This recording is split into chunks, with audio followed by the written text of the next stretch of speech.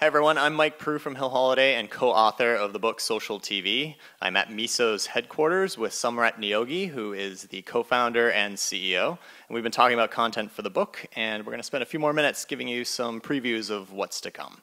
So Somrat, the biggest question is, how would you define Miso in the context of television? So we're in the space, what they refer to as a second screen. So as more people are using other devices while they're watching TV, what we're trying to build at Miso is an experience that you use while you watch TV that makes the TV watching experience better. So we envision the day where people can come home, turn on the TV, the mobile device knows what's on, and you're immediately immersed into an experience that's connected to what's happening on TV. So if a contestant is appearing on screen, on the second screen, you'll see information about the contestant, you can talk about them, you can engage with the community, you can answer questions, but we believe in the future that even if you put the phone away, you'll be able to come back into it through natural ways that you connect to what's happening. So it's a new market, it's a new space, it's a huge space that we're very, very excited about, and the second screen. Increasingly on the second screen, there are more and more players coming in that's competing for that second screen.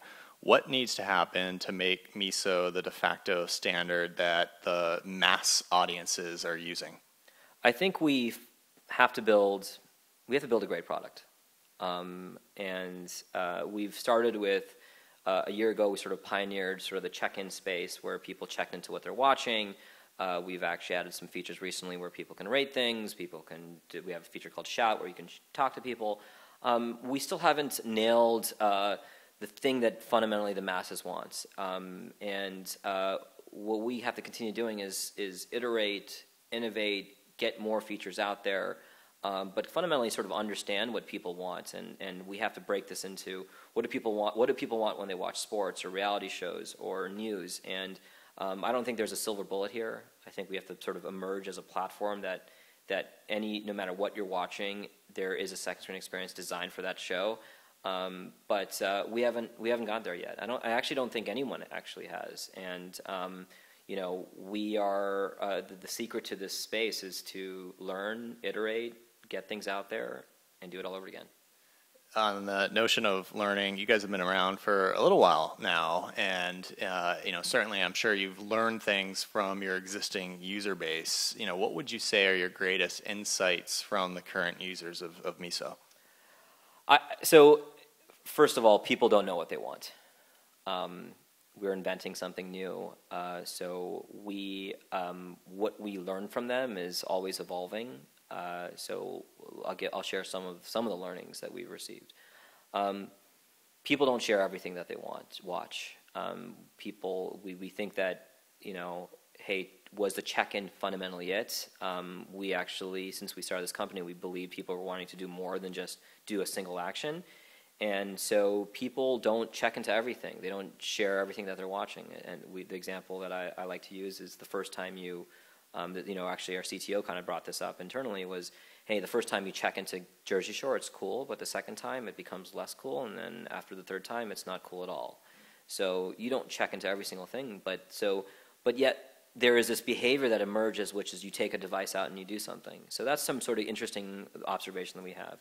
Another sort of major observation is that to really build a second screen experience, you have to interrupt them from what they're doing already today. So people are, the competition that we live in is around attention, and people are texting, people are checking email, people are on Facebook, Twitter, whatever it might be.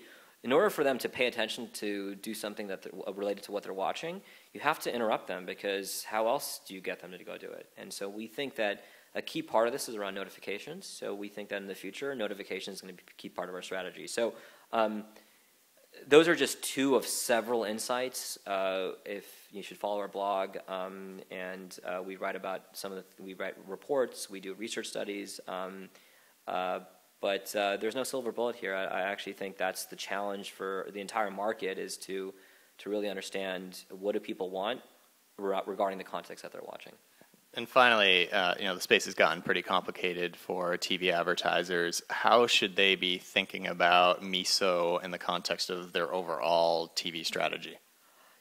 No, I think in the future there will be a new bucket, which is the second screen. The same way they allocate digital, they allocate mobile, they allocate things on TV. There's going to be this sort of hybrid, which is kind of a hybrid of everything, which is TV plus digital plus mobile, which is the second screen. And what we do know is that people are using these devices when they're watching TV. So if a marketer is spending a significant amount of money on TV, they should be allocating money in this space as well, and we're already seeing interest in this space already. And the thing that we have to do is create an advertising experience that fits into the second screen, that fits into the context of what they're watching.